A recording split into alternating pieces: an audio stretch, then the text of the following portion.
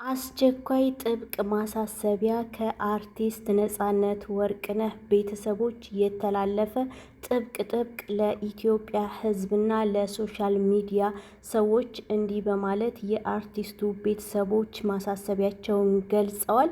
አሰላሙ አለይኩም ወራህመቱላሂ ወበረካቱ።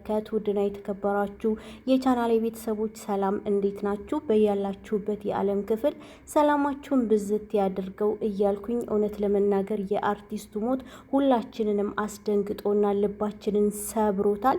መኖር ከንቱ፣ አለሁ ማለት ከንቱ። የሰው ልጅ ሞትን ተሸክሞ እንደሚዞር ማለት ብዙ ህልም ብዙ እቅድ ከንቱ እንደሆነ እኔ ተረድቼበታለሁ። እውነት ለመናገር ሞት ሲመጣ እያንዳንዳችን ራሳችንን ልናስታውስበትና እኔ ብሆን ወይም የኔ ወንድም የኔ ቤተሰብ ቢሆን ብለን ልናስብበት ይገባል። እንግዲህ ትናንት ታይቶ ነው ማታ ጥፍት ያለው አርቲስቱ። በአርቲስቱ ሞት ምክንያት ብዙ ሰዎች ብዙ ነገር ሲሉ ነበረ። በተለይ ደግሞ ከቅርብ ወዳጆቹ የስራ አጋሮቹ እንደ ገነት ንጋቱ አይነት አንዳንድ ስግብግብ ዩቲዩበሮችና ቲክታከሮች እውነት ለመናገር ነገ ጧት በእኛ ላይ ይሄ ነገር ቢፈጠር ብለው አያስቡም እና የአርቲስቱን ህልፈት ተከትሎ ብዙ ሲባል ነበር። ይህንንም ጉዳይ የአርቲስቱ ቤተሰቦች ጥብቅ ማሳሰቢያ ለሶሻል ሚዲያ ተጠቃሚዎችና ለኢትዮጵያ ሕዝብ አስተላልፈዋል። የአርቲስቱ ቤተሰቦች ምንድን ነው ያስተላለፉት መረጃ የሚለውን ወደ እናንተ አጋራለሁኝ። ቪዲዮ ላይክ፣ ሼር እያደረጋችሁ ለሚመለከተው ክፍል አድርሱ። እንግዲህ እንደሚታወቀው አርቲስት ነጻነት ወርቅነህ በነገው ዕለት ስርዓተ ቀብሩ ይፈጸማል። በነገው ዕለት ስርዓተ ቀብሩ ሲፈጸም የተከለከለ ጥብቅ ማሳሰቢያ ከቤተሰቦቹ ተገልጿል ማለት ነው። ይህም ማሳሰቢያ እንዲህ ይላል። ይህንን ሁሉ መልእክት በተለያየ ሶሻል ሚዲያ ሁላችሁም ሼር እንድታደርጉት በአስቸኳይ እንጠይቃለን።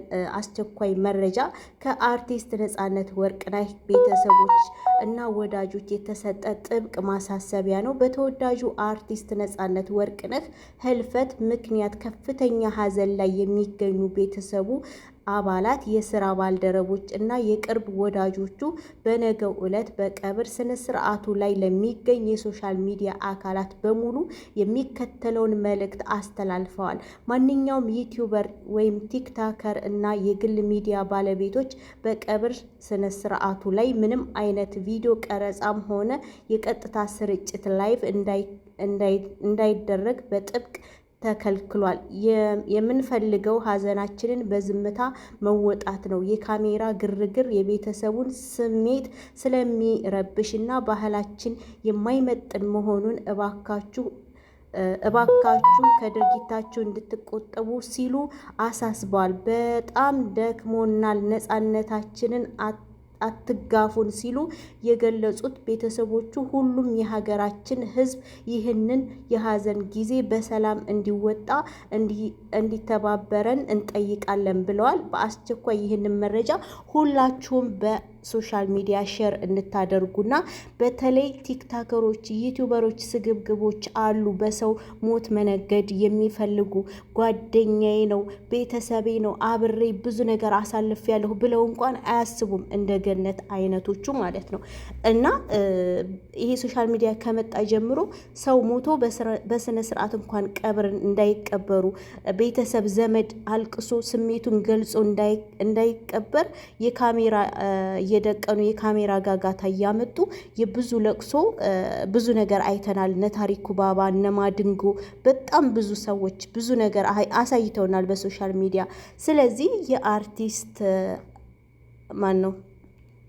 የአርቲስት ነጻነት ወርቅነህ ቤተሰቦች ይህንን ጥብቅ ማሳሰቢያ ለህዝቡ ይፋ አድርጓል። እንደዚህ አይነት ስራ የምትሰሩ ወገኖቻችን፣ እህቶቻችን፣ ወንድሞቻችን ከድርጊታችሁ ተቆጠቡ። ምክንያቱም የሰው ልጅ ምን እንደሚገጥመው አይታወቅም። እንኳን ድንገተኛ ሞት ቀርቶ አስታማችሁት ምንሽን ነው ብላችሁ አገላብጣችሁት እንኳን የምትቀብሩትን ሰው ቀብር ስትሄዱ ለመቅበር በጣም ስሜቱ ከባድ ስለሆነ እንደዚህ አይነት ድንገተኛ አደጋ ቤተሰቡን ላጣ ሰው ምንም ነገር ሊያደርግ ስለሚችል በስሜት እባካችሁ ከዚህ አይነት ድርጊት ተቆጥባችሁ ቤተሰቦቹ፣ ወዳጆቹ፣ ዘመዶቹ ሀዘናቸውን በቅጡ እንዲወጡ ተዋቸው።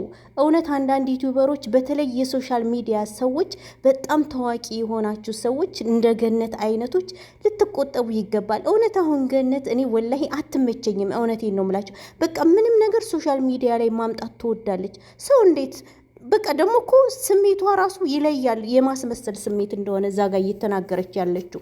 እንዴ ሰው ካሜራ ደቅኖ ጥቁር ለብሶ ቪዲዮ ቀርጾ ምናምን ይለቃል እንዴ? በጣም ነው፣ በጣም ያሳፍራል። አርቲስቷ ያደረገችው ነገር በጣም ነው የሚያሳፍረው። እኔ በብዙ ነገር አያታለሁ፣ በቤቷም በራሷም በህይወቷ በቃ ሁሉን ነገር ሚዲያ ላይ ማውጣት የምትወድ ሴት ናት። እውነት ጥሩ አይደለም። የሰው ልጅ ይበልጣል ከገንዘብም ከሁሉም።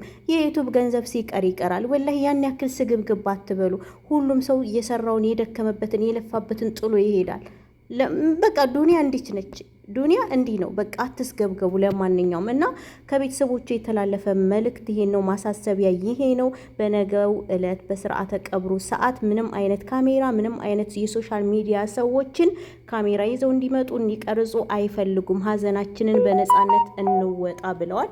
ይሄ ደግሞ የሁሉም የኢትዮጵያ ሕዝብ ፍላጎት ነው። ከቅርብ ጊዜ ወዲህ እንደዚህ አይነት የሚዲያ እንትን ስላለ ሁሉም እየተሳቀቀ ነው። በማዲንጎ ጊዜ አይተነዋል። በታሪኩ ባባ ጊዜ አይተነዋል። ሰው አፍ ውስጥ ካሜራ የምታስገቡ ሰዎች ናችሁ። እውነት እንዴት ብሎ ሰው ያልቅስ? ሰው በሀዘን ላይ በስሜቱ ላይ ብዙ ነገር ሊል ይችላል። ከባድ ድንገተኛ ሞት ነው። ከባድ ነገር ነው። ይሄን መረዳት አለባችሁ እና ሁላችንም ቤት ይገባል ተራ እየጠበቀ። ለማንኛውም ከአርቲስቱ ቤተሰቦች የተላለፈ መረጃ ይሄን ይመስላል። ስለተከታተላችሁኝ አመሰግናለሁ። መልካም ጊዜ